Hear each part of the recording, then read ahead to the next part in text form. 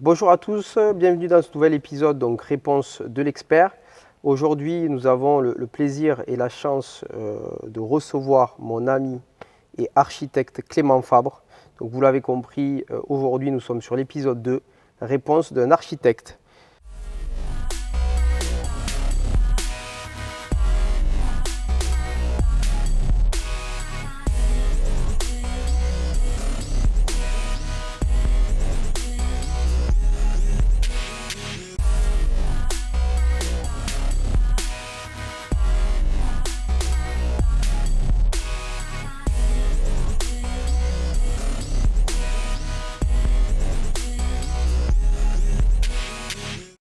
Clément, bonjour, merci d'avoir répondu favorablement à mon invitation.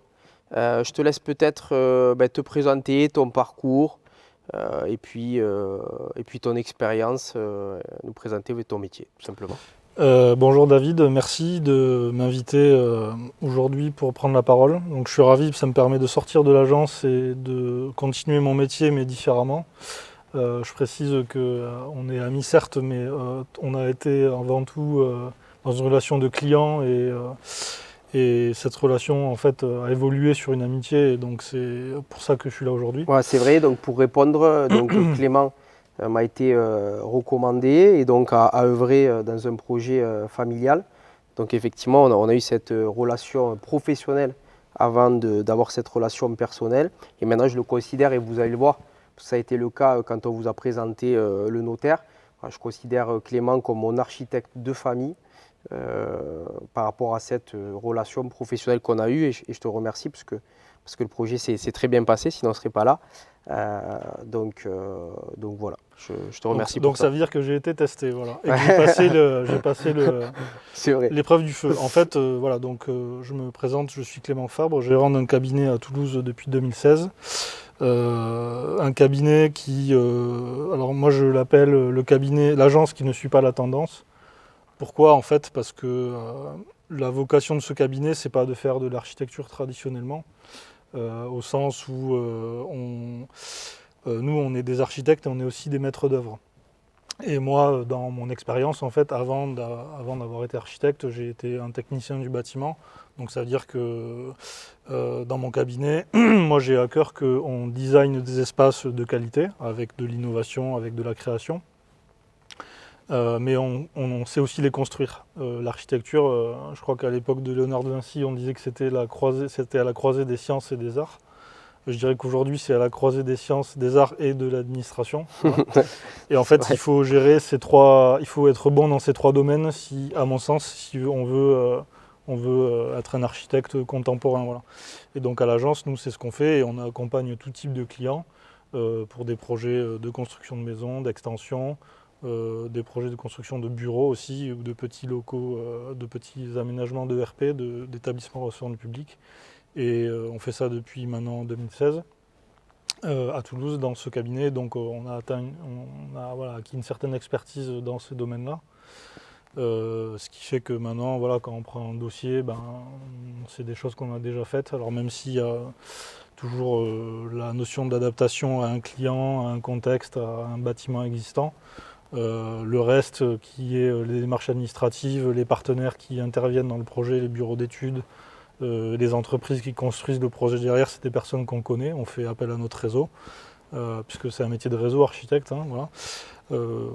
Et donc c'est ce qui nous permet aujourd'hui de faire tourner notre activité sereinement et avec plaisir et avec l'ambition d'atteindre la satisfaction des clients par le respect des délais, des coûts, etc. On pourra en revenir pendant la discussion. Je te remercie, ouais, tu parlais beaucoup de transparence et de confiance, ça a été le cas. Tu parlais tout à l'heure qu'on t'a testé et c'est vrai, parce que je me souviens du rendez-vous, parce que bon, c'était un projet familial qui nous tenait à cœur. Et tu as vu ma maman, parce que ce projet-là, je l'ai fait avec ma maman. Et je me souviens, tu pars de la maison et puis ma maman me dit c'est bon, on le prend. Et il y a eu certes ce côté professionnel, parce qu'on a fait ce rendez-vous où tu nous présentais la mission et l'accompagnement que tu allais faire avec nous. Mais réellement, je pense que cette notion de confiance, elle l'est. Et vraiment, n'hésitez pas donc, à faire appel à un architecte, que ce soit Clément ou un autre architecte, mais pour ces notions aussi de conseil, faites-vous une idée effectivement sur la personne, parce que c'est le projet d'une vie, un projet de construction, tu parlais de Bien rénovation, sûr. il y a un coût, il y a un budget, on posera une question là-dessus. Donc c'est important, ouais, c'est important Et d'avoir moi, confiance. j'ajouterais, c'est très important ce que tu dis. Je pense que effectivement, c'est un projet d'une vie qui peut en fait inquiéter certaines personnes, hein, parce que il faut faire le bon choix, il faut trouver la bonne personne, il faut trouver les bonnes personnes, je dirais même. Et je pense que pour la porte d'entrée du conseil et de la confiance, c'est de comprendre qu'en fait, un professionnel qui vous conseille, il n'est pas là pour vous écouter et faire ce que vous lui dites. Il est là pour vous dire oui ou non. Et s'il vous dit non, c'est parce que lui, il sait. Et c'est pour ça qu'il est là. Et le vrai conseil, c'est ça, c'est dire oui ou non. Mais c'est pas écouter son client et faire ce qu'il vous dit. Ça, c'est pas bien. Voilà. Donc un architecte qui va vous dire non, c'est comme ça. Alors bien sûr, il ne faut pas choisir une personne qui impose ses choix. Et il faut trouver quelqu'un de constructif. Mais il ne faut pas se braquer en tant que client. Un architecte qui vous dit non, c'est qu'il y a sûrement des bonnes raisons. Et après, il faut arriver à construire la confiance avec lui pour que ça perdure tout au long du projet. Mais il faut accepter que tous vos choix de clients ne soient pas réalisables dans des notions techniques et budgétaires parce que c'est comme ça. Voilà. Oui, et puis après, ce que tu dis, c'est très vrai parce qu'effectivement, vous avez le retour, tu sais ce qui peut se faire et ne pas se faire. Et C'est puis, il y ça. a des contraintes, on l'évoquera, mais chaque mairie impose, ou chaque commune impose son PLU, PLUIH, enfin, avec des notions assez techniques. C'est des documents que vous épluchez. Et il y a des choses qui peuvent ne pas être réalisables dans certaines communes et réalisables dans d'autres. Euh, Ça et toutes les autres normes et toutes les autres contraintes qui sont applicables en fait. Et c'est pour ça d'ailleurs qu'en fait un projet ça prend autant de temps. Et alors moi j'ai coutume de dire que nous on construit le produit qu'on construit en fait, il est construit à chaque fois dans une usine différente avec une équipe de fabricants ou d'ouvriers ou ce que vous voulez différente. Donc la standardisation elle n'existe pas dans mon métier. Chaque projet en fait il est fait sur mesure. Même si Bien sûr. on est spécialisé dans de la maison individuelle, chaque projet il est différent. Donc c'est pour ça qu'il faut accepter que ça prend du temps. Et aujourd'hui, voilà, quand tu achètes un iPhone, oui, il est identique aux milliards d'iPhones qui sont construits en même temps. Donc c'est normal que ça soit rapide et efficace. Mais quand tu construis une maison, c'est pas du tout ça. Donc ça prend du temps. C'est Voilà. ça, effectivement. Et iPhone ou autre, hein, oui, voilà. on coupera la marque. Voilà. Non, mais c'est très juste ce que tu dis. Et Clément, je sais que quand on a fait appel à toi, mais comme beaucoup de clients, il y avait une notion d'urgence. Parce on est toujours pressé par notre projet. Mais après, il y a des délais incompressibles. Voilà, moi, je sais que sur mon projet, notre projet familial donc de construction de 3 maisons individuelles, c'est un projet que tu m'as sorti en un mois et demi. Ce n'est pas du tout la norme, il ne faut pas le prendre pour argent comptant parce qu'il y avait des spécificités. Il y avait effectivement le respect de la RT 2012 qui était l'ancienne réglementation. On évoquera peut-être le changement aussi des deux. Mais comme tu le dis très bien, voilà, pour qu'un projet puisse aboutir et avec les bonnes conditions, je pense qu'il faut prendre le temps. Je pense avoir déjà Complètement. son architecte en amont. Je l'évoquais aussi pour le notaire, c'est vrai, pour pouvoir lui poser les questions, anticiper ce projet-là, parce qu'il se passe des étapes dans un achat, et peut-être qu'on peut anticiper la sollicitation de C'est l'architecte. Je ne sais pas ce que tu en penses. complètement. Mais par contre, je reviens là sur ce que tu dis il faut prendre le temps. La meilleure image, c'est focalisez-vous sur la construction de votre maison, par exemple. Le premier truc que vous allez faire, c'est creuser des fondations, couler du béton et attendre qu'il sèche le bon timing pour que la construction soit pérenne dans le temps. Et bien, en fait, un projet avant la construction, donc c'est des études, c'est des dessins, c'est pareil, c'est la même logique. Les premières phases d'un projet, c'est justement les fondations du projet, en fait, où on les dessine, on vérifie les coûts, on vérifie qu'il est faisable techniquement, on vérifie tout, en fait. Et quand on démarre, on est face à il y a le plus de données à prendre en compte et ça s'affine au fil du temps. Mais la phase initiale, elle est primordiale. Si elle est bâclée, votre projet, il en subira les conséquences jusqu'à la fin et il coûtera plus cher et il sera plus long. Voilà. Parfait, je te remercie. Donc une autre question qui nous est souvent posée, donc mais je pense avant de parler de ces questions-là, je pense, moi ce qui m'intéresserait aussi dans ta présentation, c'est donc comment on devient architecte et toi qu'est-ce qui t'a poussé à l'architecture et à choisir ce métier-là? Alors comment on devient... Alors moi, ce qui m'a poussé à être architecte, moi j'ai toujours été passionné en fait par le design. La technique, c'est ce qui me passionnait quand j'étais petit en fait. Et il n'y a pas très longtemps d'ailleurs, en fait, je me suis rappelé mon premier projet. C'était en fait. Tu peux le citer, ouais, ouais, le premier. Ouais, mais j'avais peut-être 10 ans, voire moins.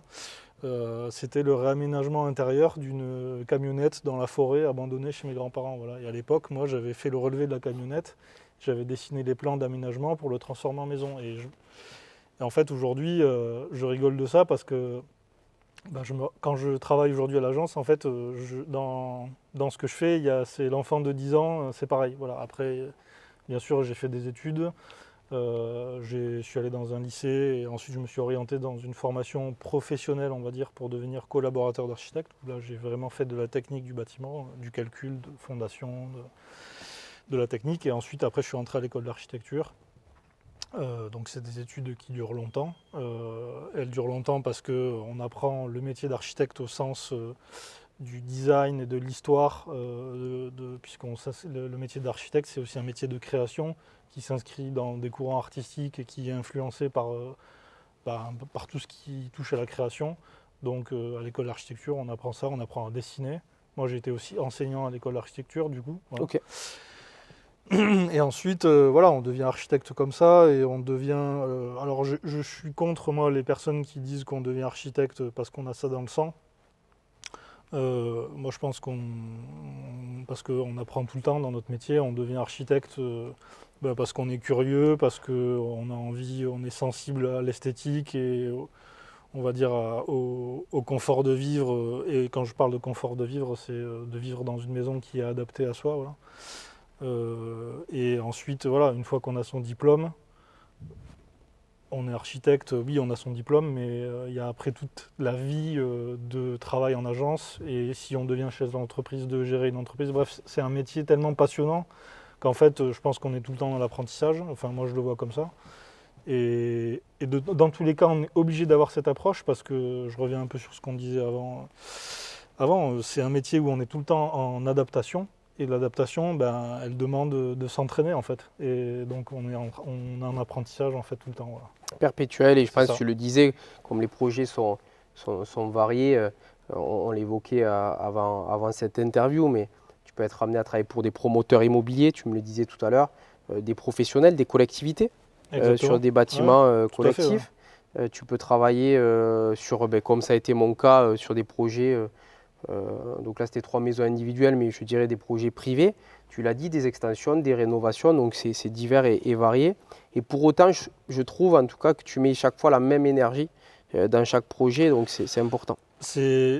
Pour moi, c'est en tout cas un élément fondateur de mon agence, c'est-à-dire que nous, on répond à tout type de projet, de toute taille en fait. Mais par contre, on y répond de la même manière. C'est-à-dire que, et quand je dis même manière, c'est pas la réponse... c'est pas la palette de matériaux, c'est pas le look du projet, c'est on va dire la stratégie, voilà, d'approche du projet. Et donc, c'est mettre en place un planning d'études, mettre en place un planning de travaux, faire une estimation financière, proposer des matériaux. C'est le tronc commun de chaque projet, en fait. Et ça, quand c'est écrit, standardisé, c'est facile à respecter. Et après, la partie esthétique, c'est aussi le choix des clients. Ça vient se greffer là et puis après il n'y a pas de problème. Voilà. Parfait, je te remercie. Moi, voilà, nous on se connaît, on a travaillé ensemble, mais c'est vrai que j'aimerais bien que tu décrives donc les missions d'un architecte. On parle souvent, j'ai besoin d'un tampon, voilà, ou j'ai besoin d'un permis, parce qu'on dira à quel moment l'architecte peut devenir obligatoire. Mais c'est vrai que voilà, moi j'ai envie que tu décrives l'ensemble des missions. Voilà, quand on vient te voir, qu'est-ce qu'apporte un architecte au-delà de tamponner et de faire passer un projet.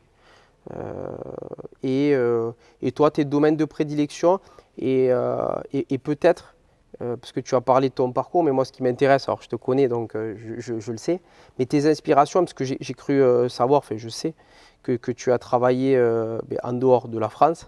Ouais, Et est-ce bien que sûr. ça t'a donné des inspirations sur certains projets? Bien sûr. Alors déjà, pour expliquer un peu les missions de l'architecte, nous, elles se composent. Alors bien sûr, chaque cabinet est différent quand même, hein. Il y a des cabinets d'architecture qui font pas de maîtrise d'œuvre, donc pas de travaux. Mais en gros, voilà, les missions d'un architecte, bah, elles se divisent en deux catégories. Les missions d'études, donc c'est des dessins, c'est une partie qui est faite au bureau, et après des missions de chantier. Donc c'est quand le projet il sort du papier, il devient concret. Donc si je comprends bien Clément, donc au cabinet, tu distingues donc les architectes qui font basiquement, si tu peux me permettre de le dire comme ça, mais juste un dépôt de permis avec des plans. Exactement. C'est la première tranche d'émission, c'est la phase étude. D'accord, Voilà. études, délivrance plus tamponner son dossier. Mais toi, en plus, au cabinet, tu as cette partie donc maîtrise d'ouvrage, c'est-à-dire, bon, moi je le sais, mais tu as cette partie où tu peux gérer donc un projet du début jusqu'à la fin, et en incluant aussi toute la palette des artisans, c'est-à-dire Exactement. Alors, il y a une chose que je vais essayer de clarifier pour tout le monde parce que c'est complexe. Enfin, c'est compliqué. C'est un détail que seuls les architectes maîtrisent bien. C'est la notion de maître d'œuvre et de maîtrise d'ouvrage. oui, je veux bien que Un tu maître précises. d'ouvrage, pour nous, c'est le client. Un maître d'ouvrage, c'est un client, c'est-à-dire que c'est vous qui achetez une maison, qui construisez une maison, voilà.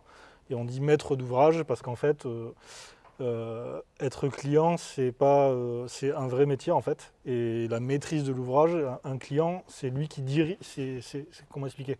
C'est lui qui orchestre la globalité du projet au final. C'est lui qui fait les chèques pour payer les entreprises, c'est lui qui dit oui, qui donne le feu vert à l'architecte, c'est le maître de l'ouvrage. Voilà.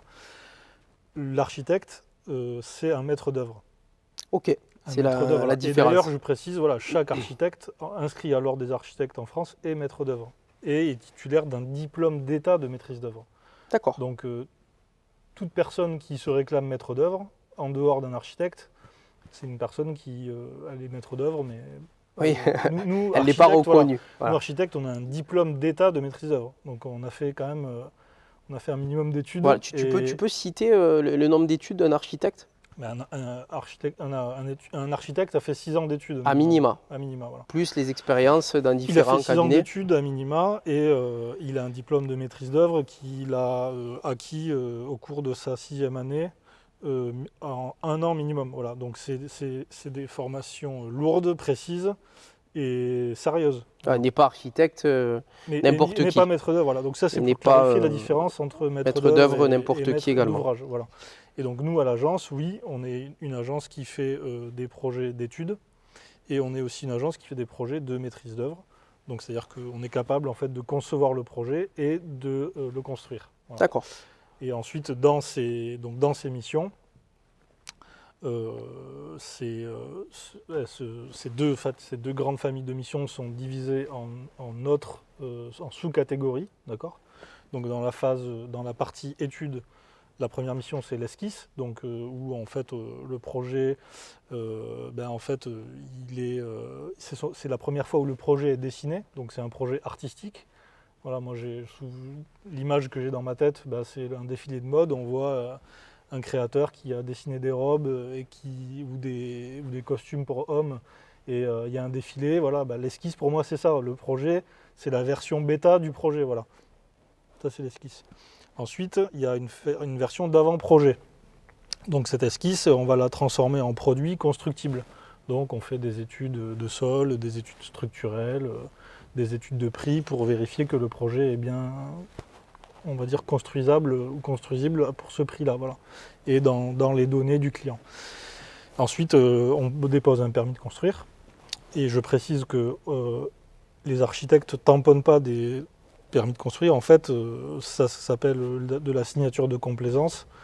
Et en fait, c'est interdit par l'ordre. Alors, il y a peut-être des confrères qui le font parce que c'est une pratique interdite, hein, mais ils le font parce qu'ils peuvent se faire rémunérer pour ça. Nous, on ne le fait pas parce que on le fait pas parce que ça veut dire qu'on va tamponner quelque chose qu'on n'a pas contrôlé, qu'on n'a pas fait, Que et tu qu'on maîtrises va pas. en prendre la responsabilité.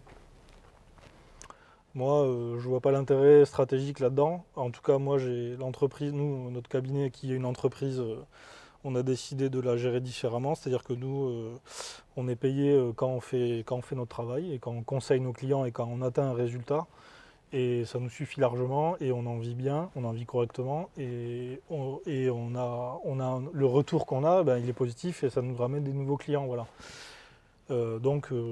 Appelez votre architecte pour tamponner votre dossier, ouais, vous pouvez, mais voilà, je le dis, c'est interdit. Et je pense qu'il faut se poser, il faut regarder peut-être aussi combien prend cet architecte pour tamponner le dossier. Vous verrez qu'en fait, il prend autant qu'un architecte qui fait le job. Voilà. Donc, à se poser la question quand on fait ça, c'est un peu, je prends une autre image, hein, mais c'est un peu comme si moi je fais les comptes de ma société et je vais dire à mon comptable, signe en bas, approuve les comptes et Je signe fais en mes bas. propres comptes Voilà. et puis après, je lui Je pense demande qu'aucun d'expertiser comptable fera ça. de Voilà. l'acceptera. Et ben, c'est la même chose. Ouais, j'aime bien Voilà, ton exemple. et après, je continue donc les missions. Après, pour faire court, ben, une fois que le permis est déposé, le projet, en fait, il rentre dans une phase où on va faire les marchés de travaux. Donc, toutes les entreprises qui vont être impliquées dans le dossier vont faire des devis précis pour faire ce dossier. Donc ça, au cabinet, tu t'en charges. On Dès s'en lors qu'on charge. t'a donné cette Et mission-là. après, voilà, pour faire rapidement, après le dossier il devient une phase de chantier avec des visites de chantier jusqu'à la réception. Voilà.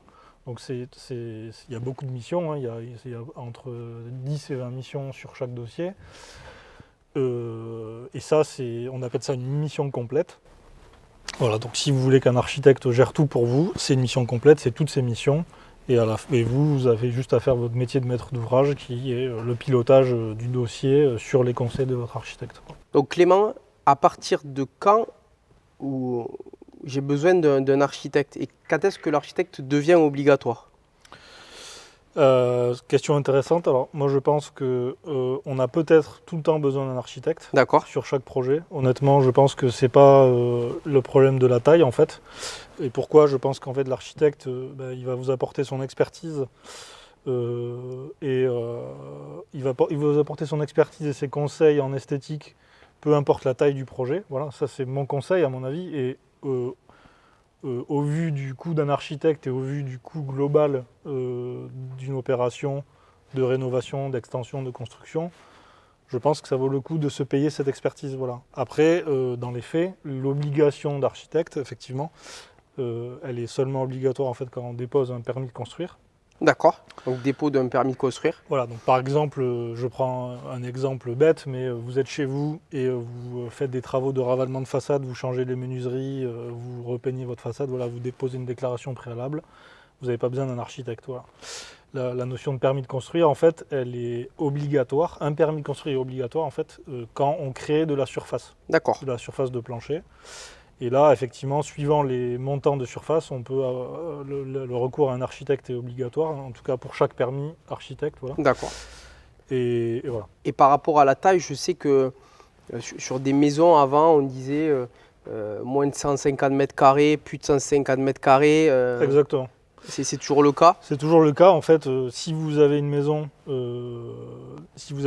qui existante, voilà, qui fait plus de 150 mètres carrés et que vous faites une extension soumise à permis de construire, vous serez obligé de passer par un architecte parce que vous êtes au-dessus du seuil. Au-delà. Vous êtes au-delà du seuil, voilà.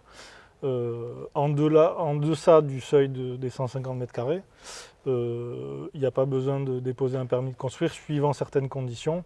Donc malheureusement, ça demande vérification à chaque fois. Donc nous, à l'agence, typiquement quand on a des clients qui nous appellent, et pour nous parler de leur projet, on fait cette vérification, on regarde rapidement, c'est disponible sur servicepublic.fr. Hein, vous tapez permis de construire, il y a le CERFA qui est là avec la notice. D'accord. Et tout est écrit là, voilà, c'est assez simple à comprendre. Voilà. Ok, je te remercie. Il y a aussi des questions qui nous sont posées sur, mais je pense que les clients doivent venir à toi et voir l'architecte, c'est sur les notions d'emprise au sol, de surface de plancher, ces notions-là. C'est des calculs, je pense. Alors, Les différences, ouais, emprise au exactement. sol. Alors l'emprise au sol, c'est simple. L'emprise au sol, c'est la projection de la maison sur le terrain. Donc la maison, ça n'a rien à voir avec la surface de la maison. C'est cette maison, combien entre guillemets elle a mangé de terre sur le terrain. Voilà, ça c'est une règle en fait qui est faite par les communes pour s'assurer qu'il y a assez de surface perméable et pour pas qu'on bétonne entre guillemets le paysage. Voilà. Et surtout c'est important maintenant parce qu'avec l'infiltration de l'eau pluviale, et on le voit peut-être pas à Toulouse mais dans d'autres régions en France, il y a beaucoup de pluie. En fait les épisodes cévenols par exemple dans la région montpelliéraine qui sont des catastrophes à cause de l'imperméabilisation des sols. C'est pour ça que l'emprise au sol c'est un phénomène important. Voilà. D'accord, je te remercie. Je souhaitais évoquer avec toi, c'est une question qu'on nous a posée sur les missions de conseil d'un architecte. En quoi mon architecte peut me conseiller dans mon projet de construction, de rénovation. Tout à fait, question intéressante. Alors nous, à l'agence, en plus des missions dont je parlais précédemment, depuis le début de l'an dernier, on a mis en place des missions de conseil en fait parce que on s'est aperçu on va dire que le contexte réglementaire et aussi le montage des projets se complexifiant d'année en année. On s'est rendu compte qu'en fait nos clients particuliers notamment et aussi professionnels étaient en demande de questions et d'informations en fait parce que eux en tant que maîtres d'ouvrage au début de leur projet ils étaient un peu perdus dans tout le panel de questions à appréhender, les coûts, l'emprise au sol, la faisabilité du projet. Donc nous on a mis en place une mission de conseil qui est à faible coût en fait et qui permet, alors un peu comme quand on va chez son avocat et son notaire, de venir voir son architecte ou que son architecte vienne chez soi pour le renseigner. Et nous, en fait, avec cette mission, on fait un diagnostic complet du projet. Donc, on prend note, on prend connaissance du projet du client, les mètres carrés qu'il veut, voilà, tout ce que le client veut faire. On prend connaissance de peut-être son enveloppe budgétaire. Et ensuite, nous, on fait un rapport de plusieurs pages voilà, où on a vérifié la faisabilité technique et financière du projet. Ça nous arrive des fois qu'il y a des clients qui nous disent en fait non, on ne sait pas combien ça coûte, on a besoin d'être guidé. Et nous on fait des scénarios, on préchiffre le projet et ça nous permet de dire au client voilà votre projet, oui il est faisable et il est faisable pourtant, ou non il n'est pas faisable, il y a plutôt cette variante qui est intéressante. Voilà. L'intérêt pour nous c'est que c'est notre métier, on est payé pour le faire, c'est notre science et c'est notre expérience. Voilà. Et l'intérêt pour les clients, c'est qu'ils ont, du renseignement fiable dès le départ. Donc ils s'engagent pour quelques centaines d'euros, ils s'engagent sur pas grand-chose, ils ont des informations fiables, ils savent si, c'est, comme on dit en franglais, c'est un showstopper, voilà, ou pas. Et du coup, il y a des projets qui s'arrêtent à ce stade-là parce que les clients, ils savent que c'est pas faisable. Il y a des projets qui vont plus loin. Et il y a aussi des clients qui utilisent ces missions quand ils achètent une maison ou un appartement. Voilà. Ils nous contactent rapidement, nous on se déplace très vite et on leur fait ce rapport et comme ça ils savent ce qu'ils achètent. Voilà. Parfait, c'est top, hein, parce que sur cette mission-là, donc ça a été le cas dans mon projet, mais ça permet déjà de connaître son architecte, de faire connaissance, de voir si effectivement ça match de ce qu'on va demander à son architecte. Moi, je t'avais demandé beaucoup de réactivité, ça a été le cas, et de la précision, parce que moi, c'était un critère de sélection, d'être précis, et on parlera des délais sur une autre question, et de comment tu t'informes ton client, parce qu'on on a eu cette relation où j'étais client, tu l'as dit, donc j'étais maître d'ouvrage, Ouais. j'étais le maître d'ouvrage, et tu étais mon architecte maître d'œuvre, c'est ça? Mais cette mission-là, elle est top dans un sens où c'est une présentation, tu l'as dit, ça permet de se connaître à moindre coût et de voir si après tu prends la mission complète comme ça a été mon cas. Mais ce que j'aime bien, c'est qu'il y a, il y a cette phase de connaissance et est-ce que le projet est viable? C'est ça. Et derrière ces questions-là, il y a aussi la question des honoraires de l'architecte. On peut en parler? Ouais, on va en parler, bien sûr, il faut en parler. L'intérêt aussi de la mission de conseil, c'est que c'est une mission qui est facturée hors système traditionnel de facturation au pourcentage du montant des travaux, par exemple. Et du coup, l'intérêt de se faire conseiller par un architecte en dehors des formats d'émissions traditionnels, c'est qu'il n'y a pas la question en fait, du pourcentage. Quand un projet démarre, on ne connaît pas le montant des travaux. Donc comment un architecte peut dire je prends tant de pourcents, hein. Donc cette mission, elle permet d'avoir du conseil en dehors de ce spectre-là. Voilà. Et je pense que pour moi, c'est très intéressant. Et après, sur les honoraires, moi, ça m'intéresse. Parce que je pense que c'est un sujet sensible, c'est normal. Et parfois pas très compréhensible pour des clients ou des maîtres La d'ouvrage. question nous a été posée, voilà. Voilà. J'écoute la question. Du coup, je te la pose. Donc, Clément, combien coûte un architecte? Alors, moi, on m'interroge là. Un autre confrère aura d'autres réponses, d'accord? Maintenant, moi, je peux le dire sans problème, sans transparence. Voilà. Après, les honoraires sont libres. Nous, dans notre cabinet, un projet de rénovation ou d'extension de maison, il faut compter des honoraires entre 15 et 20%. Voilà. D'accord. Un projet de construction neuve de maison, pouvez compter entre 12,5 et 17,5, quoi, là. Et Parfait. ça, c'est pour des projets privés. Moi, j'ai des fois des clients qui m'appellent et qui me parlent de montants d'honoraires inférieurs à 10%, Oui. parce que c'est ce qu'ils ont vu sur Internet. Alors déjà, je vous le dis de suite, il n'y a aucun endroit sur Internet où il y a des informations précises sur Sur les les honoraires honoraires, c'est d'architecte. vrai. Voilà. Tout ce que vous lisez, en fait, Ouais. ça vaut rien. Voilà. C'est vrai, et c'est pour ça que cette question nous a Ça été vaut posée, rien parce que c'est compliqué. Ouais. Et nous, on veut démocratiser ça, parce que Clément, moi j'en parle très librement, parce qu'on a fait la mission complète avec toi.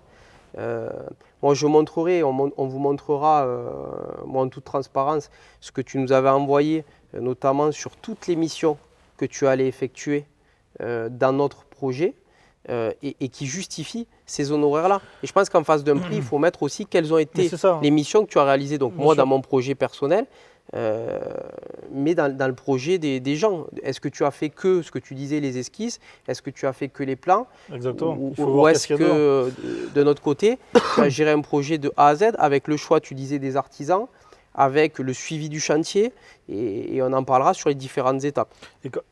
Bien sûr, et quand je dis ça vaut rien ce que vous disiez sur Internet, je précise pourquoi. C'est parce qu'en fait, à chaque fois, c'est au cas par cas. Bien sûr. Et bien sûr, un projet de bâtiment public ou de bureau à 5 millions, les honoraires, ce ne sont pas de 20%, sinon, voilà. Donc c'est au cas par cas, voilà. Maintenant, les ordres de grandeur que je vous ai donnés, c'est des ordres de grandeur qui sont les prix qui se pratiquent, voilà. Après, c'est au cas par cas. Parfait, je te remercie. Je parlais des délais. Moi, je sais que, bon, donc, je parle du concret, j'aime même parler concrètement. Donc, dans le projet qu'on t'a confié, que je t'ai confié, dans mon projet familial, nous, ce qu'on a apprécié, c'est que on avait la possibilité de t'avoir par téléphone, par mail, d'échanger, et tu nous tenais au courant des différentes étapes. Et les délais ont été plus que respectés, parce que je me souviens que ma maman t'avait mis comme objectif les 2 mois. Bon, finalement, ça a été 1 mois et demi. Mais surtout, voilà, revenir sur comment tu traites avec tes clients, sur ce retour que tu leur fais dans les différentes étapes d'un projet. Alors, nous, en fait, alors déjà par rapport au délai, je précise, un architecte en fait qui vous donne des délais, c'est pas des délais légaux imposés par la loi qu'il vous doit. C'est un objectif qu'il a fixé et il faut se fixer des objectifs pour tout dans la vie, hein. Bien sûr. Sinon, enfin voilà, si on veut en atteindre un jour, non? Je Voilà. suis complètement d'accord avec toi. Donc, Exactement. en fait, un planning, c'est un objectif. Nous, quand un client vient nous voir à l'agence et qu'on réalise pour lui une mission de conseil, on trace déjà dans notre rapport en fait, les dates jalons du projet. Et nous, ça nous permet de nous projeter en fait, dans le temps. Parce qu'un projet de construction de maison, même d'extension, entre le jour où on dépose le permis et le jour où les travaux sont terminés, pour une extension de maison, c'est 1 an. Pour une construction de maison, ça peut être plusieurs années. Voilà. Dans ton cas, ça dure plus d'1 an, voire plus de 2 ans, parce qu'il y a plusieurs maisons. C'est Voilà. ça, 3 maisons. Et en fait, nous, à l'agence, ces délais, on les connaît. On sait aussi les périodes de l'année où il ne faut pas déposer de permis. il ne faut pas déposer un permis en plein été parce que la mairie, tout le monde part en vacances. Là, c'est Donc ça important veut ce que dire que tu dis, et c'est une voilà, information qu'on donne il ne faut à nos jamais déposer un auditeurs. permis en juillet parce que ça veut dire que le jour où ils vont ouvrir votre dossier, ça sera en septembre. Oui, Donc vous avez d'accord. perdu un mois. Ouais, juillet, Donc en août, fait, ça marche. tous ces délais-là, en fait, nous à l'agence, on a un planning d'opération où on sait quel projet il est à quelle phase en fait. Et c'est ça qui nous permet du coup de planifier nous notre staff à l'agence, quel architecte travaille sur quel projet et du coup d'avoir la disponibilité pour nos clients. Et je reviens sur la mission de conseil, je reviens sur le conseil en fait. Voilà, nous, un client qui vient nous voir et qui nous dit, qui nous parle de délai impossible, nous on dit non parce qu'en fait on sait que c'est pas possible. Et puis en général, moi je sais que ces clients, le projet il se fait jamais. Oui, et il n'est pas viable. Je te remercie. Clément, tu parlais dans ta mission complète et je pense que c'est un super sujet, c'est de dire, donc si on a une mission complète avec toi, tu vas te charger de l'ensemble des prestataires, c'est-à-dire concrètement l'ensemble des artisans qui vont œuvrer sur mon projet, c'est-à-dire je n'ai pas besoin d'aller trouver mon maçon, d'aller chercher mon peigne, de recevoir les chiffrages de ces devis-là. Je pense aux personnes qui n'ont pas forcément le temps quand il y a des travaux d'une ampleur conséquente. Si tu peux en dire quelques mots sur le choix de tes entreprises, des entrepreneurs et… Alors, tout à fait. Moi, depuis 2016, une partie de mon métier, c'est aussi de trouver les meilleurs artisans de Toulouse, et Bien les sûr. meilleures entreprises. Bien sûr. Pourquoi ? Pourquoi les meilleurs ? Parce qu'en fait, ils vont nous faire gagner du temps. Et quand je dis meilleur, ça veut dire rapport qualité-prix. Oui, bien sûr. Ça veut dire que Cette c'est notion-là. le meilleur, c'est la notion du résultat le meilleur avec la cohérence du prix. Et moi, je passe mon temps, une partie de mon temps, c'est de trouver ces personnes-là. Et maintenant, depuis 2016, j'ai formé au moins une ou deux équipes avec tous les artisans ou les intervenants nécessaires. Tu peux les citer dans un projet global? Dans un projet global, il y a, au démarrage, il y a une personne qui fait du terrassement et du réseau. Voilà, donc c'est le terrain. Ensuite, il y a un maçon, ensuite, il y a un charpentier couvreur, et ensuite, il y a un plaquiste, un électricien, un plombier. Voilà. Et à la fin, il y a peut-être un menuisier qui pose du parquet ou un carreleur. Voilà. Ok. Tout est dit. Ces différents artisans. Des fois, ils sont… Donc, un particulier qui ne… Pardon, je te coupe, mais un particulier qui ne fait pas appel à toi doit, donc soit dans son réseau, et c'est possible, mais ça nécessite du temps, aller chercher l'ensemble de ces prestataires-là, tout seul. Premièrement. Deuxièmement… S'assurer peut-être de s'ils ont leur garantie, là ça. où toi, tu t'en as assuré en amont. Deuxièmement, moi, les partenaires que j'ai, quand je les appelle, ils décrochent vite et ils vont faire un effort pour me placer dans leur calendrier chargé. Bien sûr, parce que tu les fais parce travailler, on peut le dire, parce que je leur fais gagner du temps. Et parce qu'au final aussi, comme je leur fais gagner du temps, je leur fais gagner de l'argent, donc je peux négocier des prix avec eux. Voilà.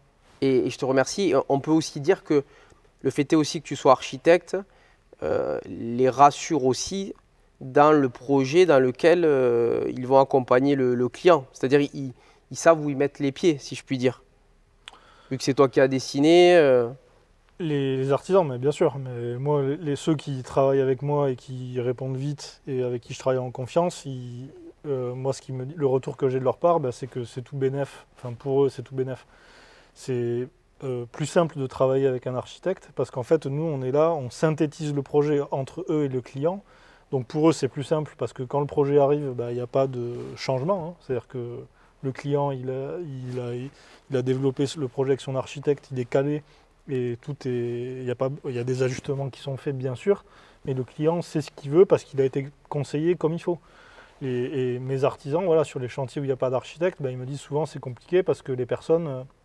elles sont un peu perdues, et c'est normal qu'elles soient perdues parce qu'elles doivent prendre des décisions sur lesquelles elles sont pas expertes, quoi. Donc, et moi, le premier, on est tous confrontés à, dans d'autres domaines, prendre des décisions sur lesquelles on n'est pas expert. Mais moi, je suis perdu, et c'est pour ça que je fais appel à des professionnels dans des domaines où je ne suis pas expert. Voilà. Oui, et puis je te remercie pour ta réponse, mais et surtout, dans le choix, tu le disais, quand on n'est pas expert, c'est c'est d'avoir des craintes, que ça se passe mal, qu'on soit déçu par le prestataire. Et c'est là où vous apportez, je pense, une solution globale L'intérêt, et c'est rassurant. quand on a une crainte, il faut avoir quelqu'un à qui parler et à qui avoir du conseil. Et si C'est votre vrai. architecte, lui, il est payé par vous, il n'est pas payé par l'entreprise. Oui, Et si c'est un architecte sérieux qui ouais, tamponne pas des permis et qui prend pas de rétrocommission, ouais. voilà, Normalement, ça devrait bien se ce qui passer. est normal, ben normalement, votre architecte, il est indépendant. Et ça veut aussi dire que si une entreprise, un jour, elle est défaillante, il est capable de dire à l'entreprise, bah, écoutez, ou bien vous remettez en conformité l'ouvrage que vous avez construit, et ça veut dire que vous le démolissez et vous le reconstruisez à vos frais, ou on vous remplace par une autre entreprise et on vous facturera la prestation. Et ça, c'est fait par quelqu'un d'indépendant. Voilà. Bien sûr. Je te remercie. On évoquait avant cette interview les actualités. Il y a la RE 2020, on ne va pas en parler parce qu'il nous faudrait 3 heures avec toutes les actualités. Donc rapidement, on le sait, en fait, les réglementations évoluent. Donc la précédente RT 2012. Aujourd'hui, on est sur une RE 2020, c'est bien ça. RE, Exact. ça veut dire... Réglementation environnementale. Ok, je te remercie. Mais surtout sur l'audit énergétique, je sais qu'il y a des obligations, notamment sur ce point-là. Est-ce que tu peux en dire un mot et est-ce que c'est Bien sûr. des missions dans lesquelles vous accompagnez vos clients? Alors, c'est un sujet, je pense, d'actualité pour beaucoup de raisons. C'est un sujet d'actualité pour la conscience environnementale aujourd'hui qui est devenue obligatoire et aussi pour la question du prix de l'énergie qui augmente même tout le temps, chaque année, Mm. et en ce moment plus fortement que d'habitude. Nous, depuis l'an dernier, en fait, on est labellisé RGE études, donc ça veut dire qu'on a été formé pour faire de l'audit énergétique. Alors, c'est un métier qui est un peu annexe à celui d'architecte, parce que c'est de la technique pure. Il n'y a pas, là, c'est la rénovation énergétique, c'est en gros l'image, c'est on refait l'enveloppe de la maison et on change le système de chauffage. Donc dedans, il n'y a pas vraiment d'architecture et de design. Par contre, il y a de la maîtrise d'œuvre, il y a du travaux, il y a du chantier, et nous, on s'est formé là-dedans parce que c'était une demande de nos clients. Et en fait, pour vous expliquer donc l'audit énergétique, qu'est-ce que c'est? C'est en gros une synthèse de l'état existant de votre maison. Donc, quel est le système d'isolation qu'il y a sur les murs, sur la toiture, quel est le système de chauffage qu'il y a, quelles sont aussi vos habitudes de consommation. Voilà, est-ce que vous chauffez tout le temps, moins, est-ce que vous consommez beaucoup d'eau chaude sanitaire, voilà. Et ensuite, et quel est l'objectif à atteindre. Donc, en gros, chaque année, vous payez un montant de facture d'énergie, hein, donc, qui est fonction du système de chauffage que vous avez, d'isolation. Et l'idée de l'audit énergétique, c'est de dire, en renforçant l'isolation de sa maison et en changeant le système de chauffage, combien d'économies d'énergie on peut réaliser chaque année pour financer ces travaux, et aussi combien d'aides on peut obtenir. Donc, tout le monde a entendu parler de l'ANA, l'Agence nationale pour l'amélioration de l'habitat, et de la sous-section qui s'appelle MaPrimeRénov'. Donc c'est des primes en cash qu'on peut obtenir de l'État pour faire ces travaux de rénovation énergétique. D'accord. Et nous, donc on accompagne nos clients là-dedans. En les aidant sur aussi jusqu'aux subventions qu'ils pourraient Tout à avoir? fait, bien sûr. Ok.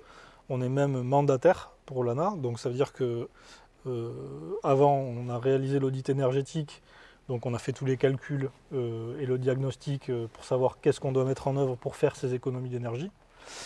Et c'est substantiel, hein. C'est-à-dire que si on fait une belle rénovation énergétique, on peut diviser sa facture par 2, D'accord. voire plus. Donc il y a un vrai gain, si je Il y a un peux me vrai permettre de synthétiser, il y a un vrai gain donc d'énergie, donc de facture à la fin de consommation énergétique. Concrètement, le coût de cet audit? Le coût de l'audit, il est de 600 € TTC. Il y a une partie qui est prise en compte, il y a une partie qui peut être prise en charge par l'ANA. Hein.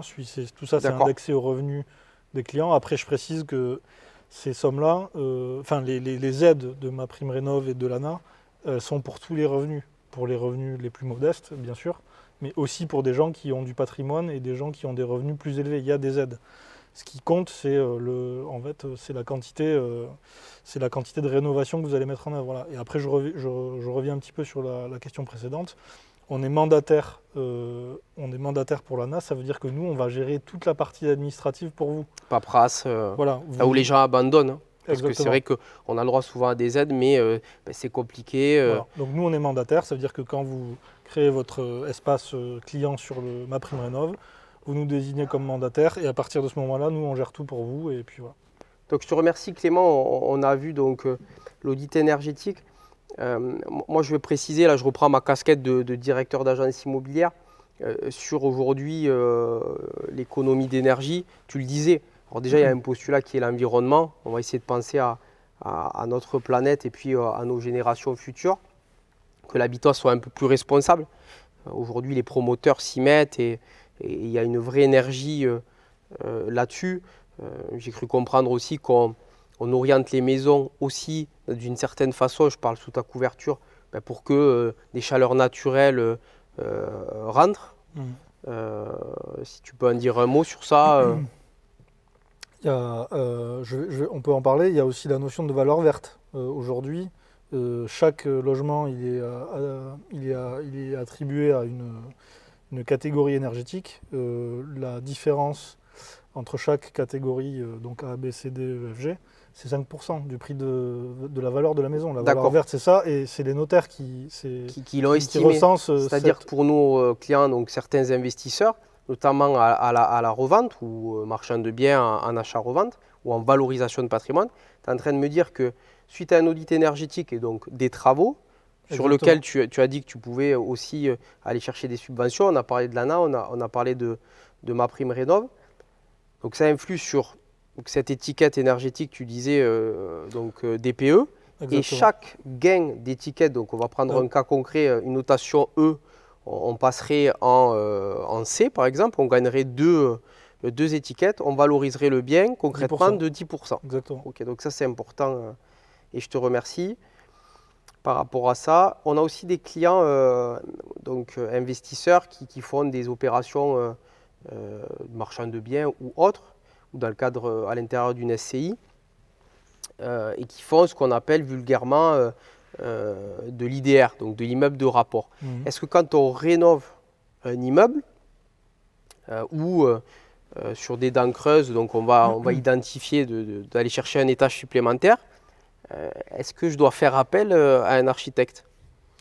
Alors oui, là, pour une surélévation complètement, ça c'est même nécessaire. Après, pour de la rénovation intérieure, vous pouvez faire appel à un décorateur, voilà, pas un architecte d'intérieur. Hein, un architecte, il n'y a que des architectes, voilà.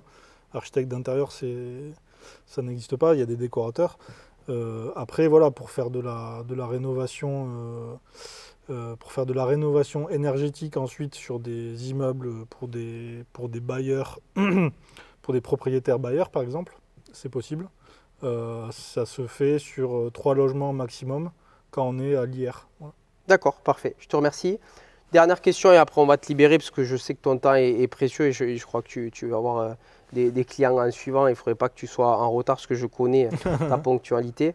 Est-ce que tu es, Clément, un architecte? Je pose cette question à l'ensemble de nos experts. 3.0. Par rapport à ça, donc comment on peut te trouver? Comment on peut aller voir aussi tes réalisations? Moi j'en dirais 2 mots parce que je l'ai appelé un jour où j'étais chez mon cuisiniste parce que j'étais présent dans un magazine. Mhm. Donc on le nommera parce que c'est aussi une belle image, et une belle représentation. Voilà.